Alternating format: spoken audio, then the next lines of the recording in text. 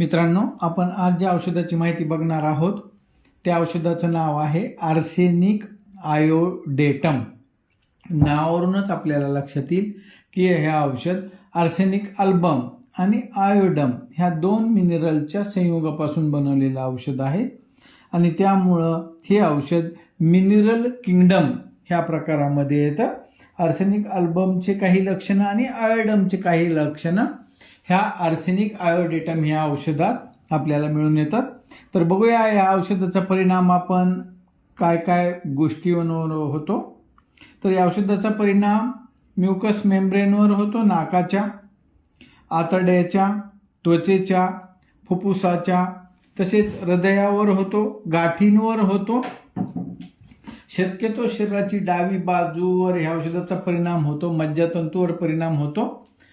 आगयुक्त वेदना असतात आणि भरपूर करवडणारे पातळ स्त्राव असतात, म्हणजे थिन आणि ॲक्रिड डिस्चार्जेस असतात। आणि नवीन विकारात विशेषतः स्त्राव पातळ असतात आणि जेव्हा क्रॉनिक डिसीज असतो, जुना विकार होतो, तेव्हा हे स्त्राव मधासारखे असतात।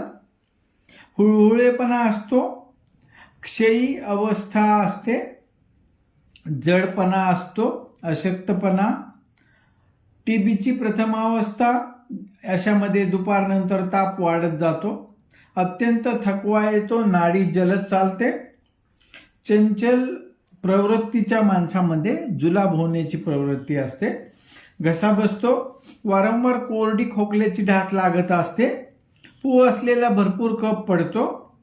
न्यूमोनियामध्ये सुद्धा हे औषध उपयुक्त आहे। फुफ्फुसामध्ये गळू होण्याची प्रवृत्ती या लोकांमध्ये असते। या लोकांच्या मानसिक लक्षणामध्ये ह्या प्रकारच्या मुलांना अभ्यास करू वाटत नाही। डोक्यामध्ये डोक्याच्या मागील भाग किंवा कपाळात जड होऊन दुखत असते, चक्कर येत असताना अंग थरथरत आहे असे वाटते। विशेषतः वृद्ध लोकांमध्ये जेव्हा चक्कर येत असते तेव्हा अंग थरथर कापते, डोक्याची त्वचा गार झाल्यासारखी वाटत असते, नाकाच्या बुंद्याशी दुखून आपण वेडसर होऊ की काय असं वाटत असते, डोळे जड झाल्यासारखे वाटतात, कानामधून दुर्गंधीयुक्त पू येत असतो, कर्णनलिका जड होऊन बहिरपणा येतो,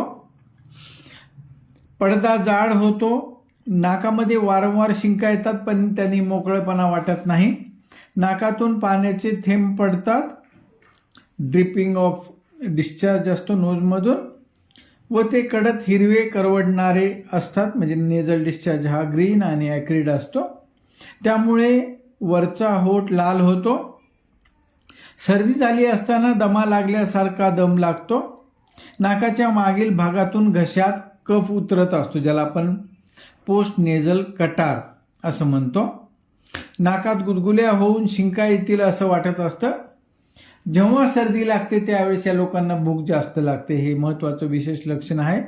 सर्दी झाली की भूक लागते। चेहऱ्यामध्ये गालाचे उंचवटे ठणकतात, ओठांचा कॅन्सर या औषधामध्ये येतो, घसा हुळहुळ होतो, घशात सोलवटल्यासारखे होते, घसा बसतो, उदर म्हणजे पोटामध्ये आतड्याच्या भोवताली गाठी मोठ्या होतात व हगवण लागते, म्हणजे मेजेंट्रिक लिम्फ नोडची एनलार्जमेंट या औषधामध्ये आहे। कॉलर सारखे जुलाब मुलांना होत असतात, जुलाबामध्ये आव पडते, जठर म्हणजे स्टमक मळमळ होते, त्रासदायक असते, खाण्यानंतर 1 तासांनी खाल्लेल्या वस्तूंची उलटी होते, फार तहान लागते, गार पाणी प्यावंसं वाटतं पण ते पिल्या पिल्या लगेचच वकून पडतंय, श्री जनेंद्रियामध्ये ल्युकोरिया असतो, ॲक्रिड, ब्लडी आणि येलो कलरचा, योनिद्वार सुजून टणक होते, नंतर काखेतील गाठी टणक होतात, स्तनांचा कॅन्सर, स्तनाग्रे आत जातात, स्तन हुळहुळे होतात, श्वसनेंद्रियामध्ये दमा आणि धाप लागते, मोकळी हवा घ्यावीशी वाटते, कोरडी खोकल्याची ढास लागते, पिवळट हिरवा दुर्गंधीयुक्त कफ पडतो, म्हणजे येलोइश ग्रीन एक्सपेक्ट्रेशन असतं आणि त्याला वास असतो, छातीमध्ये आग होते, प्लुरसी,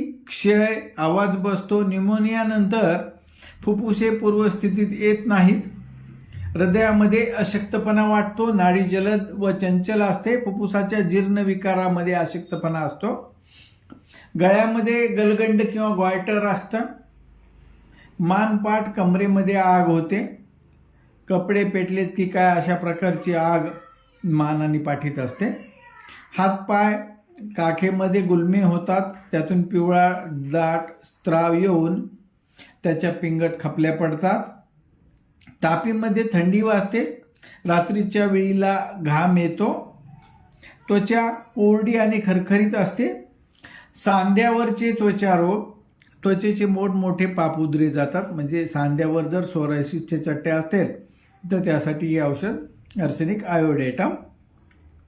खाली ओलसर भाग राहतो, यौवन पेटिका टणक असतात, म्हणजे मुरमाची फोडं टणक, हनवटीवर इसब गोल होतो आणि त्याला पाणी लागल्यानंतर तो जास्त होतो.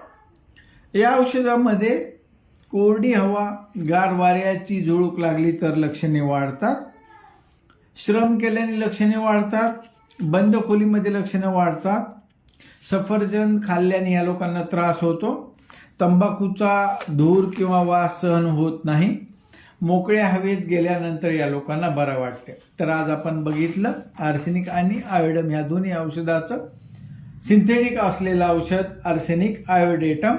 धन्यवाद.